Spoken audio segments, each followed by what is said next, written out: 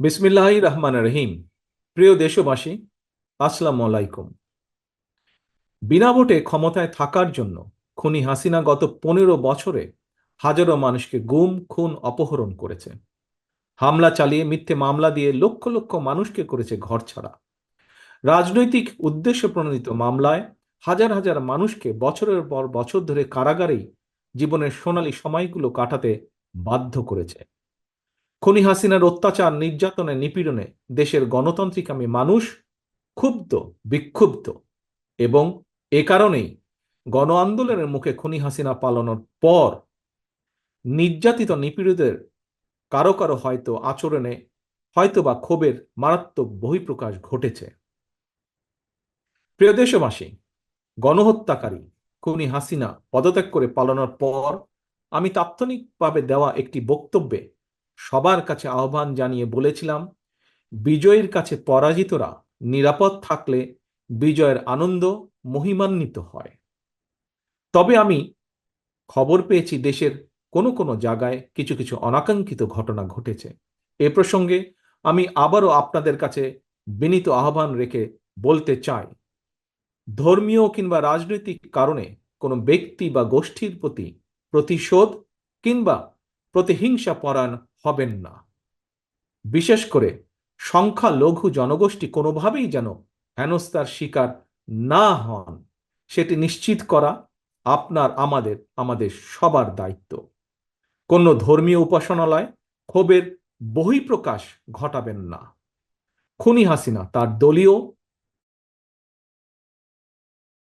এবং ব্যক্তি স্বার্থে রাষ্ট্র এবং সমাজে মানুষে মানুষে ঘৃণা, হিংসা, বিভেদ ছড়িয়েছে।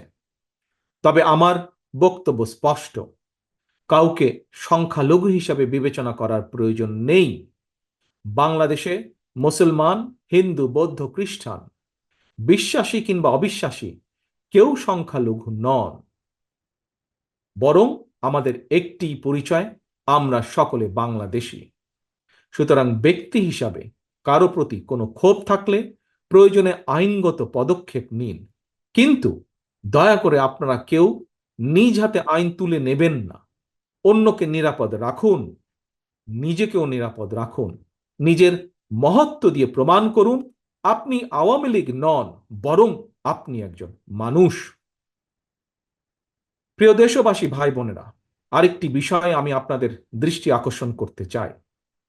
আইন শৃঙ্খলা বাহিনীর কোনো কোনো সদস্যের প্রতি কারো কোনো প্রতি ক্ষোভ থাকলেও নিজেরা প্রতিশোধ গ্রহণ করবেন না। আইন শৃঙ্খলা বাহিনী কিংবা জনপ্রশাসনের কেউ অন্যায় করে থাকলে রাষ্ট্রের প্রচলিত আইন অনুযায়ী তাদের বিরুদ্ধে ব্যবস্থা গ্রহণ করা হবে। দেশে কোনো সরকারি কিংবা বেসরকারি প্রতিষ্ঠান কিংবা বিদেশের দূতাবাসগুলো নিরাপদ রাখা আপনার, আমাদের সকলের কর্তব্য, সকলের দায়িত্ব। খুনি হাসিনা এতদিন এসব প্রতিষ্ঠান তার পারিবারিক প্রতিষ্ঠানের মতন ব্যবহার করলেও এগুলো জনগণের সম্পদ, এগুলো রাষ্ট্রীয় সম্পদ, কারো ব্যক্তিগত কোনো সম্পদ নয় এগুলো।